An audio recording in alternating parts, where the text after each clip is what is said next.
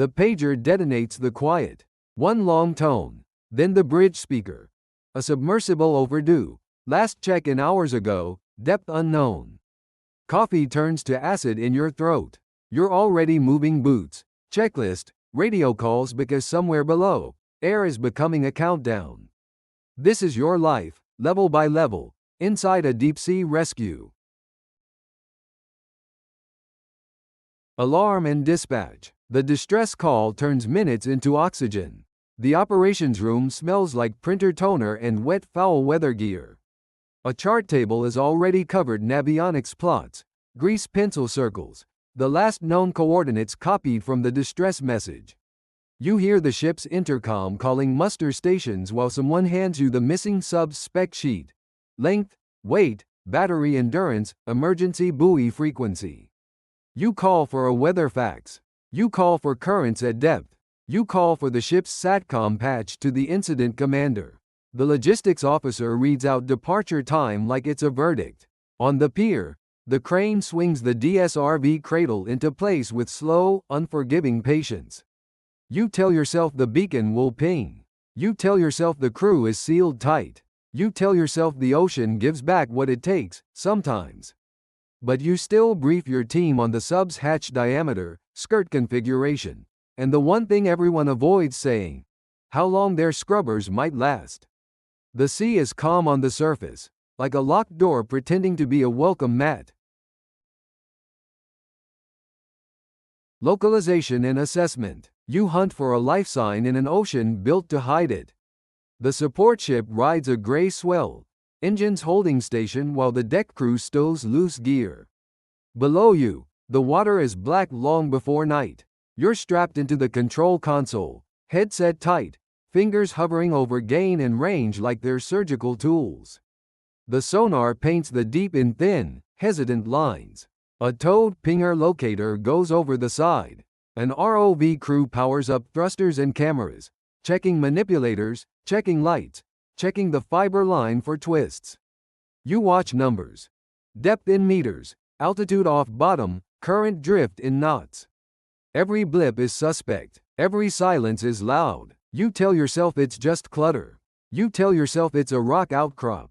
You tell yourself the next sweep will be clean. Then the return comes back wrong, too regular, too symmetrical. The ROV drops into view and your stomach tightens. A hull at an ugly angle, silt billowing, a seam that shouldn't be open. At this depth, almost is the same as never, and you can feel the ocean leaning on every bolt. Approach and site preparation. You bring the rescue vehicle close enough to touch disaster. You seal the hatch and the inside of the DSRV becomes its own weather-warm electronics, recycled air, the faint bite of hydraulic fluid. The pilot's seat vibrates with thruster corrections. Outside, the world is a cone of light and drifting snowflakes of marine debris. The depth gauge walks downward in steady increments. You trim ballast. You balance pitch. You keep one eye on the Doppler velocity log and one on the forward camera, because a half-knot current can shove you into steel like a fist. The co-pilot reads off checklist items. Power bus, skirt seal pressure, comms with topside. You tell yourself the sub is stable. You tell yourself the bottom is firm. You tell yourself you can clear a path without making it worse. But the wreck is tangled broken fairings, a snapped line, a jagged panel half buried in silt. You use the ROV to nudge debris away and expose the hatch coaming, marking a clean approach line with sonar waypoints. You're not docking to a machine. You're docking to someone else's last remaining air. You've found them and you're close enough to see the damage. Next comes the part nobody practices in comfort. Matching hatches in the dark, with the ocean pushing, while voices wait on the other side. Mating procedure. You align, seal, and transfer life through a ring of metal at crushing depth. The floodlights wash the seafloor in a hard white cone. The disabled hull sits there like a house with the lights off.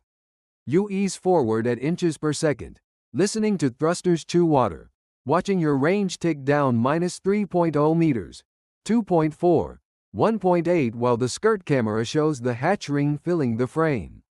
You call out angles. You feather yaw. You let the DSRV settle until the docking skirt kisses steel and shivers.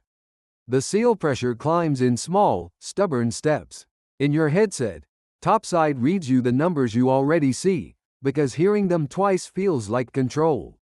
You tell yourself the coaming is true. You tell yourself the gasket will seat. You tell yourself one more correction won't scrape a bolt head.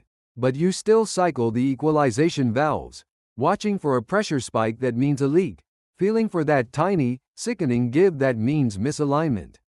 You tap the hull with the manipulator 1, 2, 3 and wait for a reply you can't hear but can imagine.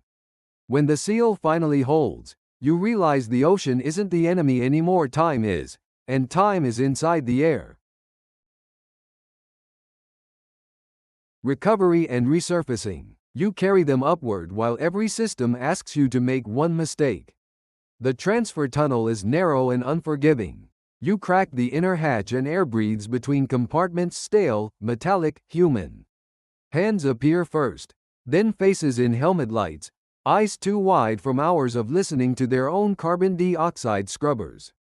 You count bodies. You check for injuries. You pass over water bottles, thermal blankets, a chemical heat pack that crinkles like paper in a cathedral.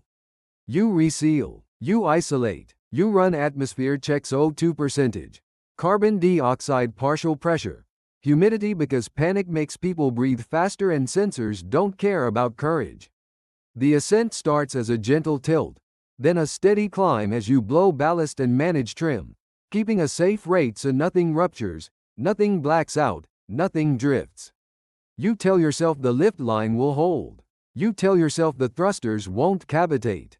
You tell yourself the sea state topside won't slam you against the cradle. But you still watch amperage, hydraulics, comms, and the thin line of battery remaining like it's a heartbeat. On the surface, sunlight feels unreal, and you understand that survival is just pressure released slowly enough to be believed.